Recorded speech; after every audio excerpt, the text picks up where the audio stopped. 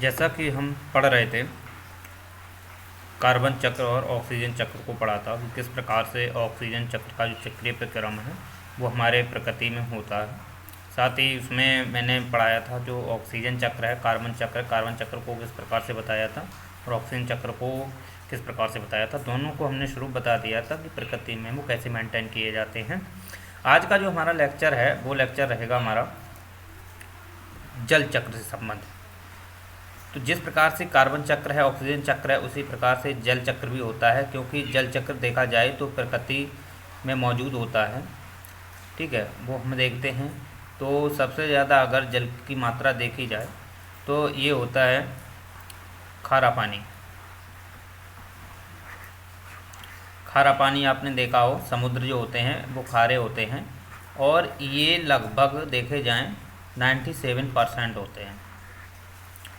संपूर्ण जल का 97% जो होता है वो खारा पानी होता है और यही खारा पानी समुद्र में पाया जाता है। ठीक है, और ये जो देखे जाएं तो ये इसी में आप देख सकते हो कि 3% है वो स्वच्छ जल है। तो 3% स्वच्छ जल है और 97% खारा पानी है। तो खारा पानी भी देखा जाए तो ये स्वच्छ जल में परिवर्तन होता है। इसका रीज़न एक है कि जब ये देखा जाए तो गर्मियों के दिनों में जो यहाँ समुद्र होते हैं तो यहाँ से जब वायु जाती है, शुष्क वायु जाती है, तो वो नमी धारण करती है और नमी धारण जैसी करती है तो ये क्या करती है, इसका जल का बाष्पीकरण करेगी और बाष्पीकरण कर से ही ये बादलों का रूप लेती है। और बादलों के रूप लेते ही इसमें क्या होता है कि संघनन क्रिया शुरू हो जाती है और संघनन की क्रिया जब तक होती है जब तक उषांक से नीचे ना चला जाए, यानी कि उसका एक पैमाना होता है कि जिस मात्रा में अगर उषांक में अगर ये मतलब उषांक के टेम्परेचर पर अगर संघनन क्रिया हो जाती है, संतृप्त हो जाती है वायु, तो वो क्या करती है, वर्षा करने लगती है और उसे बोलते हैं संवहनी वर्षा। तो बाष्पीकरण के माध्यम से हम क्या करते हैं, जो हमारे यहाँ पे जो प्रकृति के द्वारा जो वाष्प होती है वो वाष्पशील वो क्या करती है, समुद्र से जो जल को ग्रहण करती है और समुद्र को बाष्पीकृत में बदलते हुए वो संघनन के माध्यम से वर्षा करती है। और उस वर्षा को हम वाटर मैनेजमेंट, वाटर है हार्वेस्टिंग के माध्यम से उसको हम एकत्रित करते हैं। वो एक हमारा मानवीय क्रियाकलाप है, उसके माध्यम से वाटर मैनेजमेंट जब पढ़ते हैं उसमें हमें ये सब देखने को मिलता है कि किस प्रकार से जल को ग्रहण किया जाए। क्योंकि जो 3% है हमारा जल, इसको बढ़ाना होता है और इसको बढ़ाने के लिए हम वाटर मैनेजमेंट करते हैं। क्योंकि 3% से आप इसमें देख सकते हैं जो 3% होता है, तो 3% का लगभग 75% जो ग्लेशियर होते हैं, हिम होते हैं, उसमें पाया जाता है। हिम और ग्लेशियर में देखा जाए 75% है और 24%, 3% का ही 24% भूमिगत जल है। ठीक, 24% भूमिगत जल है। और आप देख सकते हैं कि झीलों में अगर देखा जाए, झीलों में तो 0.3% झीलों में है, 0.01% नदियों में है और 0.07% वाष्पशील है। जो जल वाष्प के रूप में जो हमारे बादल जो होते हैं, जो जलवाष्प रूप के ऊपर मात्रा में पाए जाते हैं, जो बादल होते हैं वो एक जलवाष्प धारण करके रखते हैं, तो उसे हम बोलते हैं जलवाष्प। तो जलवाष्प में भी जल की उपस्थिति होती है, तो लगभग उसमें देखा जाए तो 0.07% होते हैं। तो आप समझिए कि हमारा जो स्वच्छ जल है, स्वच्छ जल का लगभग 75% जो ग्लेशियर होते हैं, हिम होते हैं, उसमें पाया जाता है। हिम ग्लेशियर स्वच्छ जल से ही बने होते हैं और 24% भूमिगत जल होता है, वो भी स्वच्छ होता है। और झीलों का जल होता है स्वच्छ होता है, नदियों का उसे भी स्वच्छ बोलते हैं। 0.07% जलवाष्प में होता है, ये खारा नहीं होता है। और जबकि समुद्र का पानी देखा जाए तो खारा होता है, उसमें लवणता पाई जाती है। ठीक है, लवणता पाई जाती है और ये लगभग देखा जाए संपूर्ण जल का 97% होता है। तो अब बात यहाँ आती है कि इसे किस प्रकार से यूज करते हैं। तो इसे यूज करने के अपने एक अलग अलग तरीके होते हैं, जिसमें आप देखा हो पेड़ पौधे यूज करते हैं, मनुष्य यूज करते हैं। ठीक है, और देखे जाएं तो मनुष्य अपने मतलब घर के उपभोग में इसको यूज करते हैं। और अपना जो मनुष्य जो होता है, मनुष्य का जो शरीर होता है, ठीक है, मनुष्य का जो शरीर होता है लगभग उसमें 75% ही जल पाया जाता है।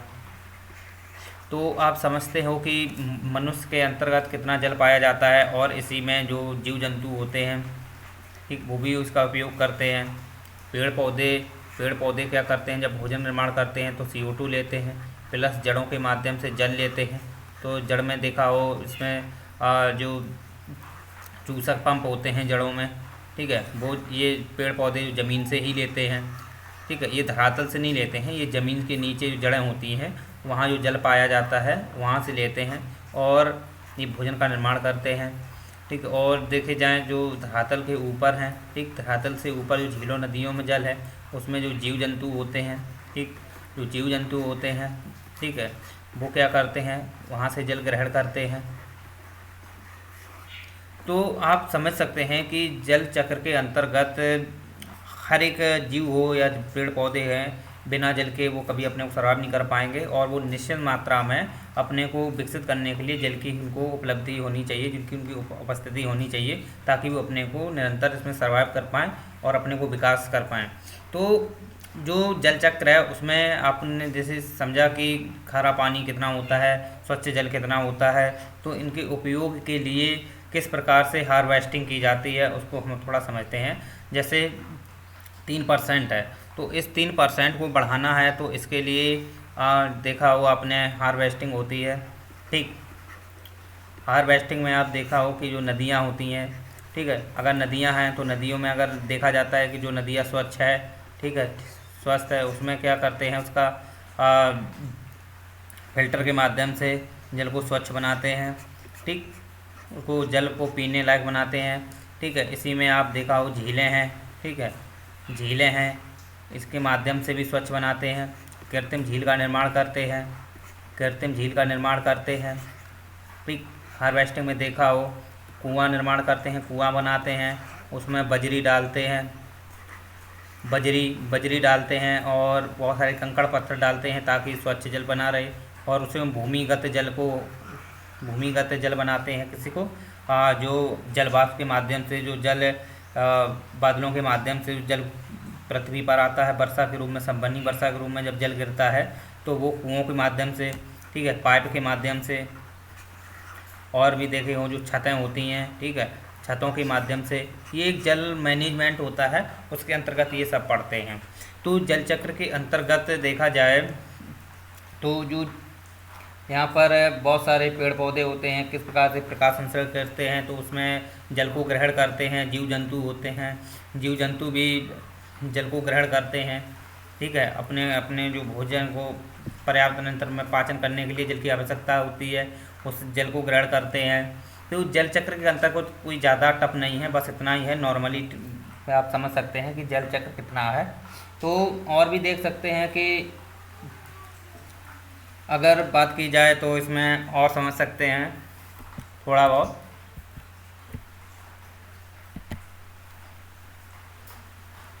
जो जलवाष्प में होता है, ठीक, जो जलवाष्प होता है, जब ये बादल बन के जाते हैं, ऊपर बादल बनते हैं, तो ये बादलों को आकर्षित कौन करते हैं, पेड़ पौधे करते हैं, पेड़ पौधे का आकर्षित करते हैं।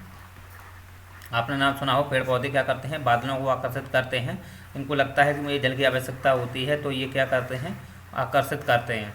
तो बादल में भी देखा जाए तो आपको मैंने बताया जलवाष्प रूप में जल होता है। तो जब ये वर्षा के रूप में नीचे गिरता है तो जो पेड़ पौधे होते हैं, पेड़ पौधों की जो जड़ें होती हैं, ठीक है, जड़ों में एक प्रकार से मिट्टी को मजबूत से चिपकाए रखते हैं। तो वहाँ पे देखा जाए तो एक जो पेड़ पौधों की जो धरातल होती है, उनके नीचे धरातल होती है, वो काफ़ी कठोर होती है, ठीक है। तो जब कठोर होती है तो वहाँ पे देखा जाए तो कुछ बहुत सारे ऐसे पोषक तत्व पाए जाते हैं, वो इसमें घुलनशील हो जाते हैं। फिर भी देखा जाए तो वो स्वच्छ जल बना रहता है। उसको क्या करते हैं, उसको हार्वेस्टिंग के माध्यम से उसके हार्वेस्टिंग करते हैं, और हार्वेस्टिंग माध्यम से उसको स्वच्छ जल में कन्वर्ट करते हैं। तो इस प्रकार समझ सकते हो कि जल वाष्प के रूप में कैसे रहता है और हमारे प्रकृति में किस प्रकार से जल चक्र बना रहता है। तो यही जो जल होता है वो निरंतर क्या होता है, बरसात के रूप में नीचे गिरता है। ठीक है, बरसात के रूप में जब नीचे गिरता है तो आप समझते हो कि जब वो गिरता है नीचे तो वो नदियों के माध्यम से पुनः फिर सागरों में पहुंच जाता है, सागर से फिर जल वाष्प होता है। जैसे कि यहाँ ये समुद्र है, ठीक है, ये समुद्र है, यहाँ से जल वाष्प बादल हुआ और यहाँ धरातल पे गिरा, ठीक, और यहाँ से फिर नदियों के माध्यम से, नहरों के माध्यम से, नालों के माध्यम से पुनः समुद्र में जाता है, तो समुद्र में पुनः यही मिल जाता है, फिर इसका बाष्पीकरण होता है। तो ये एक जल चक्र है, ठीक है। तो इसमें आप समझ सकते हो कि जल चक्र के अंतर्गत एक पूरा प्रोसेस होता है, पूरा प्रोसेस होता है, और ये प्रोसेस के अंतर्गत आप समझ सकते हैं कि इसमें जीव जो होते हैं वो भी जल को ग्रहण करते हैं, पेड़ पौधे होते हैं वो भी जल को ग्रहण करते हैं, और आप देख सकते हैं कि जो पेड़ पौधे जीव जंतु हैं वो ग्रहण करते हैं, और फिर इसके बाद में यही जब इनकी डेड बॉडी हो जाती है, ठीक है, जब ये डेड बॉडी हो जाती है तो यही अपघटक करते हैं। तो अपघटक में क्या करते हैं, तो इसको जब अपघटक करते हैं तो यही पुनः जलवाष्प के रूप में उत्सर्जित हो जाता है, तो फिर ये धरातल पे गिरता है, पुनः ये नदियों में विलीन हो जाता है। तो ये जल चक्र जो है बिल्कुल साधारण है, कोई इसमें ज़्यादा टफ नहीं है, ठीक है, तो आप समझ सकते हो। नेक्स्ट जो हमारा आता है इसी के अंतर्गत वो हम समझते हैं फास्फोरस चक्र।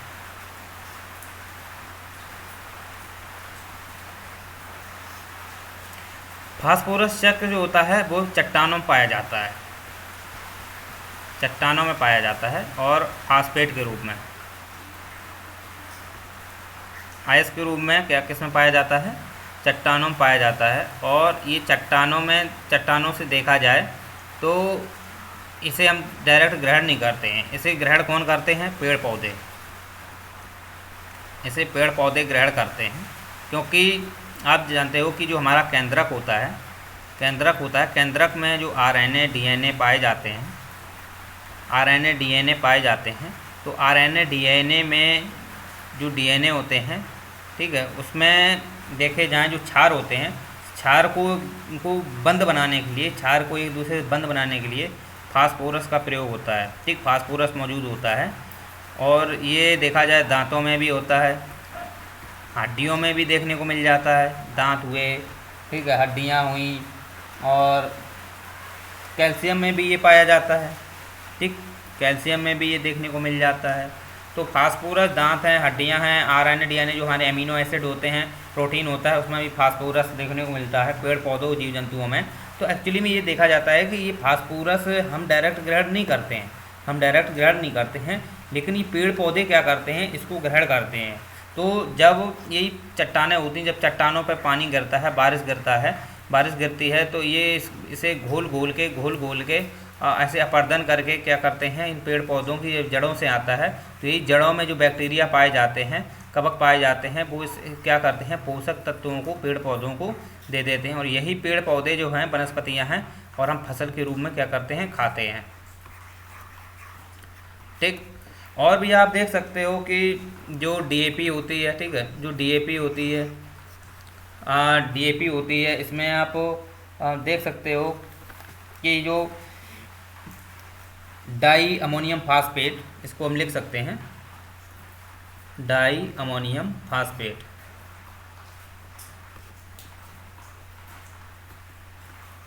डाई अमोनियम फास्फेट है, और एनपीके भी होती है, एनपीके, नाइट्रोजन, फास्फोरस, पोटेशियम, ठीक, ये कुछ उर्वरक हैं। इसी में आप देखो एनपीपी है, नाइट्रोजन, फास्फोरस, और ये देखा जाए तो पोटेशियम, ये भी देखा जाए कहाँ पाई जाती है, काली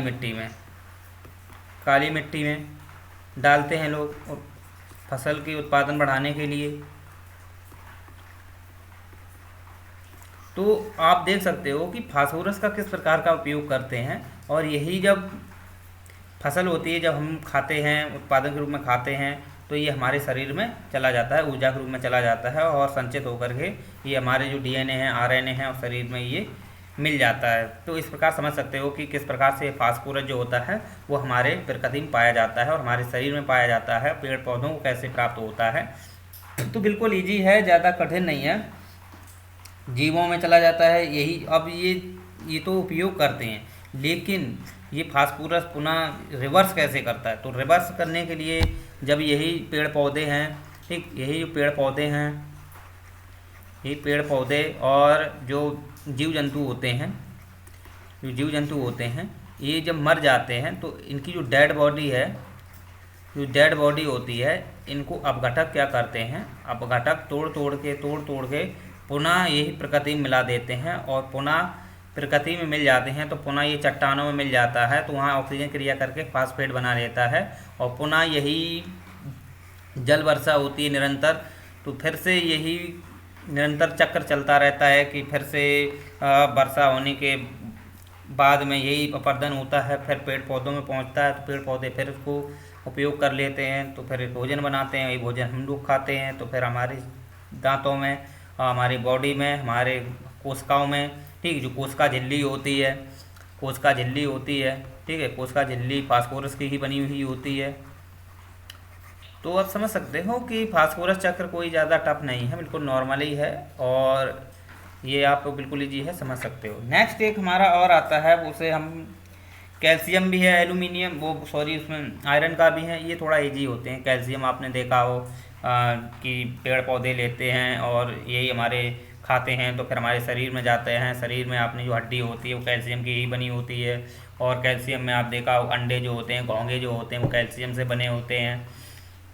तो ये इजी है। और फिर इसके बाद में जब यही कैल्शियम जब वो एक निश्चित समय के बाद ये जब मर जाते हैं तो पुनः ये अब घटक उसको मिला के फिर आप मिट्टी में विलीन कर देते हैं। तो ये कैल्शियम इजी है। ऐसा ही आयरन है, आयरन में देखा हो जो आयरन के जो धातु मतलब अयस्क होते हैं, धातु ऑक्साइड होते हैं, हेमेटाइट है, मैग्नेमाइट है, ये कुछ ऐसे होते हैं। तो इनको क्या करते हैं मतलब कि जब आयरन में जंग लग जाती है तो ये पुनः उसी में जंग लग के ख़त्म हो गए, फिर मिट्टी में मिल जाते हैं, ठीक है। फिर मिट्टी से इनको निष्कर्षण करके पुनः इनको भात्या भट्टी से फिर इनको क्या है पिटवाल हुआ, ढलवाल हुआ बनाते हैं। तो फिर यही क्या होते हैं कि जब इनको उपयोग करते हैं तो एक समय के बाद ये मिट्टी में मिल जाते हैं, तो वहाँ जंग लग के फिर ये मिट्टी में ही चले जाते हैं। तो ये चीज़ें हैं, इजी हैं। अब बात हम करते हैं सल्फेट की। तो सल्फेट अगर आप देखा जाए तो सल्फेट में हम सल्फ़र को पढ़ लेते हैं। सल्फेट एक प्रकार का ऑक्साइड ही होता है। एक मिनट, हाँ, सल्फेट को सल्फेट चक्र,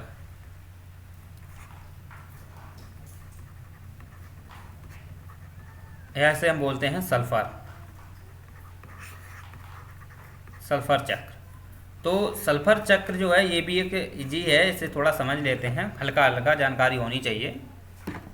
तो सल्फ़र जो है, सल्फ़र भी आप देखे हो तो ये भी चट्टानों में देखने को मिलता है, ये भी चट्टानों में मिलता है और ये चट्टानों में मिलता है और ये वायु में भी देखने को मिल जाता है।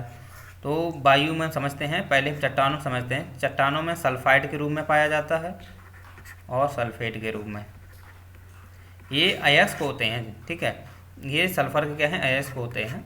और ये जो सल्फ़र है ये वायुमंडल में अगर देखा जाए तो वायुमंडल में भी पाया जाता है, ठीक है। जब इनका हम क्या करते हैं, निष्कर्षण करते हैं, ठीक है। जब हम निष्कर्षण करते हैं तो भारी मात्रा में सल्फ़र जो होता है, सल्फ़र जो होता है वो क्या कर लेता है, सल्फ़र जो है वो ऑक्सीजन से क्रिया करता है और सल्फ़र डाइऑक्साइड बनाता है। और यही सल्फ़र जो डाइऑक्साइड होती है ये हमारे वायुमंडल में पाई जाती है,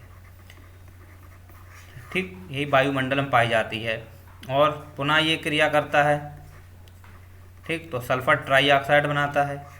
तो ये जो दो मुक्त गैस जो अवस्थाएं में पाई जाती हैं वो सल्फ़र डाइऑक्साइड और सल्फ़र ट्राइऑक्साइड जो वायुमंडल में पाई जाती है भारी मात्रा में। और जो चट्टानों से देखा हो निष्कर्षण होता है, वो खदानें जो होती हैं वहाँ निष्कर्षण करते हैं, तो वहाँ से सल्फ़र जो होता है भारी मात्रा में मतलब उत्सर्जित होता है और वो प्रकृति में वायुमंडल में मिल जाता है, वहाँ ऑक्सीजन से क्रिया करता है और सल्फ़र डाइऑक्साइड और सल्फ़र ट्राइऑक्साइड बनाता है।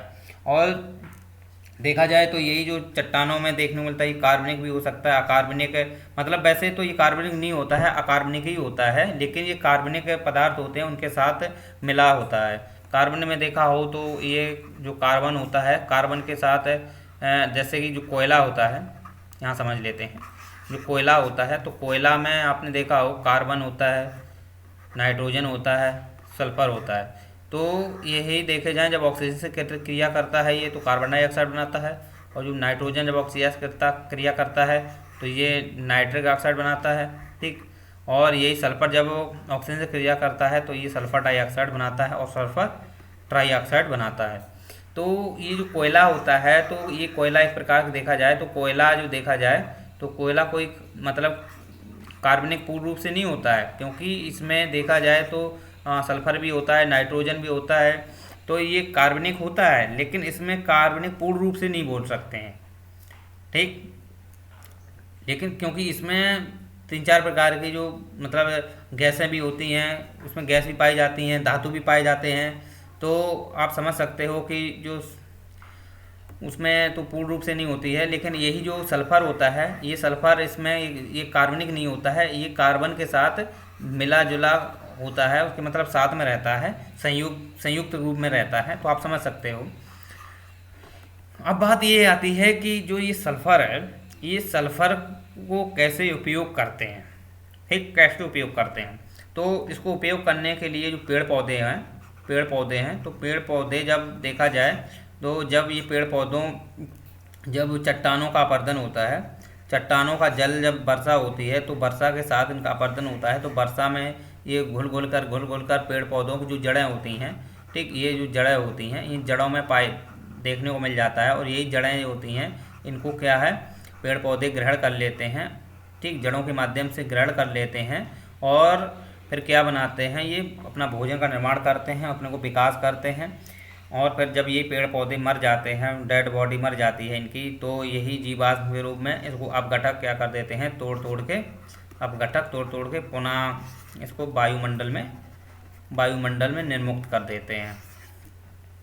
तो यही पेड़ पौधे क्या करते हैं, इनको मतलब पर्याप्त मात्रा में जो यहाँ पे जब जल में घुलनशील जो सल्फर होता है उसको ग्रहण करते हैं, और यही पेड़ पौधों को जब जीव जंतु खाते हैं, हम लोग खाते हैं, ठीक है, तो वहाँ भी इसी का उपयोग हो जाता है हमारे शरीर में। तो शरीर में देखा हो तो जो एमिनो एसिड हैं उनमें देखने को मिलता है, जो क्षार होते हैं, क्षार को बंद बनाने में इसका मतलब अहम भूमिका होती है सल्फर की, सल्फ नहीं, उसमें भी देखने को मिल जाता है, उसमें भूमिका होती है बंद बनाने में, तो फास्फोरस की होती है। और आप देखे हो कि हमारे शरीर में देखने को मिल जाता है, और भी जब वायुमंडल में भी ये देखने को मिलती है। तो वायुमंडल में आप देखते हो कि ये 2 प्रकार से है, सल्फर डाइऑक्साइड और सल्फर ट्राइऑक्साइड के रूप में। ठीक, जब ये क्रिया करते हैं किससे, जब ये क्रिया करते हैं जल से क्रिया करते हैं, जब क्योंकि जल बाष्पीकृत होकर जब जाता है ऊपर, तो ये क्रिया कर लेते हैं सल्फर डाइऑक्साइड से, तो क्या बनाते हैं H2SO3। ठीक, H2SO3 ये क्या है, हाइड्रोजन डाइसल्फेट, हाइड्रोजन जो डाइसल्फेट है, इसे हम सल्फ्यूरस अम्ल भी बोलते हैं।